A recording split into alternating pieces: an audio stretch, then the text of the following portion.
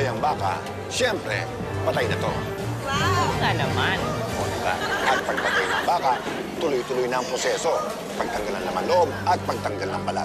Koreke, kailangan ingat lang dahil bababa ang kalidad nito pag hindi iningatan, lalo na ang pagtanggal ng balat. Pag oras na butasan to, bababa ang price nito sa merkado. Yun na. Rab, banatan na natin to. Todo mo.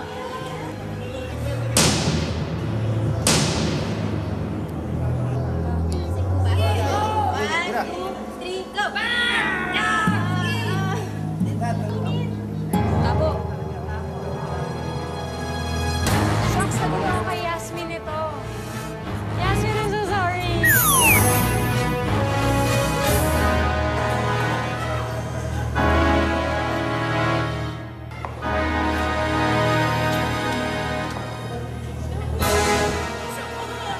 At ngayon magsisimula ang Chaos Pop.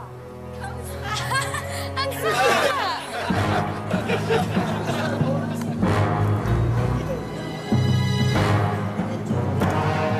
Ay!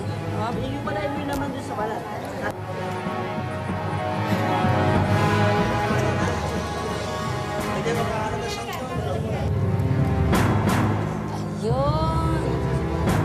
Nakukuha ko na. Tuloy pa.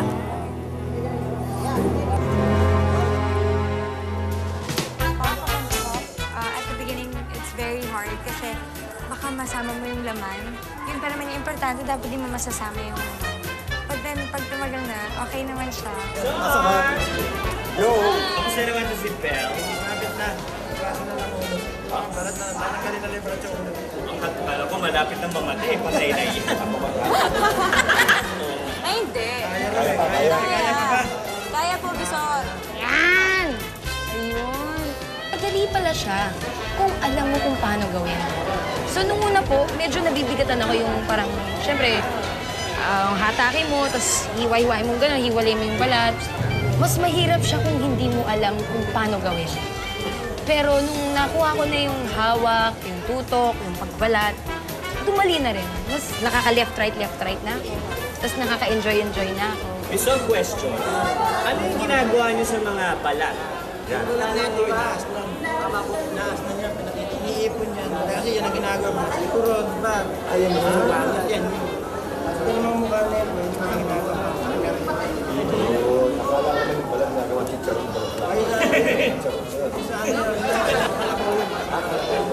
Ano ginagawa mo dito? Parang wala lang eh. Parang wala lang eh. Parang wala lang pero... Sarap! Anong feeling? Hindi na, malapit na. Ano, parang carpet. First time kong ginawa, yung pagtatanggal ng balat, yun yung medyo mahirap. Kasi sabi ni Bisor, bawal siyang mabutas. Kasi yung balat, meron pa siyang use. So, bawal siyang mabutas. So, kailangan alalay lang talagang ganun. Eh, sobrang talim nung kutsilyo.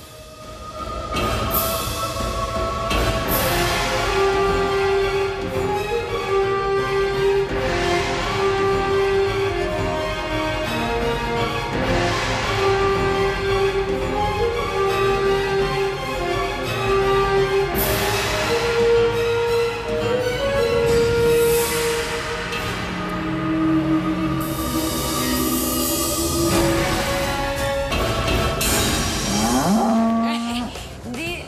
Kasi si Belle, alam ko mainin niya. Pero matapang yun si Belle. So, mukhang mahihirapan akong talunin yung mga kasama ko ngayon. Tsaka si Lovie, kasali na rin sa inyo noon. So, alam niya kung paano kalakaran. So, siguro, mahihirapan din ako. Pero sigapin ko, first time ko. Actually, naawa ko sa baka. Pero pag naisip ko na maraming taong makakain din ito,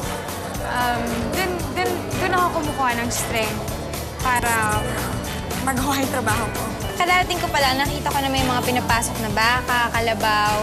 Nakala ko nga nung una baboy. So, tas nung pinapasok na yung mga baka, mga kalabaw, sabi ko, mas mahirap ata to kasi mas malaki. Then parang mas kawawa kasi mas maamoy yung mukha kasi ng mga baka eh. Wait, baka may magalit. Hindi kasi yung eyes nila ginagawa ganun eh.